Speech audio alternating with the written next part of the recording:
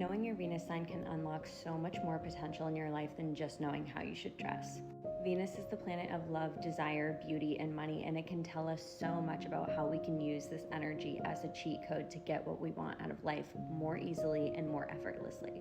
It also tells us the way that we like to relate and have relationships with other people, the way that we will show up in relationships, and the way that we want to be shown up for. If you don't already know what your Venus sign is, I highly recommend downloading Astra so you can ask it anything about your birth chart. But specifically, if you want to know what your Venus sign is, just ask in the chat and you get all of that information quickly. But when someone tells me that they're a Venus in Gemini, this is often what I hear instead.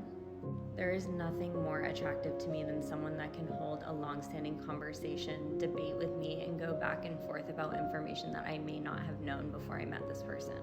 Flirting to me is a non-negotiable, and I can't stay in relationships for a long period of time if that honeymoon phase is gone. My ideas about love and relationships are allowed to change no matter how long I've been with a person, and if at one point when I started to date someone I wanted something but now I want something else, I will be vocalizing that, and if you can't get on the same page, I may leave. I love expressing myself in an eclectic way and taking up space and getting people's attention through loud colors or doing things that other people aren't typically doing. I am not one for trends. I have a deep sense of self-knowing, and I can sniff out people that aren't confident with themselves very quickly, and it's a huge turnoff for me. Traditional relationship tropes are not typically what turns me on, and it's really hard for me to get involved with someone who only thinks in a way that other people think or because they've been told to think that way.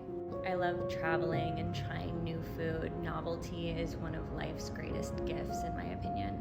When it comes to a job, a career, or simply making money, I have to have multiple streams of income or understand my skill set in this really dynamic way where I never feel pigeonholed into being just one thing or doing just one thing for the rest of my life. Other people around me complain about multitasking or talking to a lot of people at once or doing a lot of things at the same time, but to me, that's the only time that I really feel happy. I may have struggled to feel safe in my earlier life, and not having a lot of people to rely on really made me feel independent and self-reliant from a young age, and that's something that I'm grateful for now in hindsight.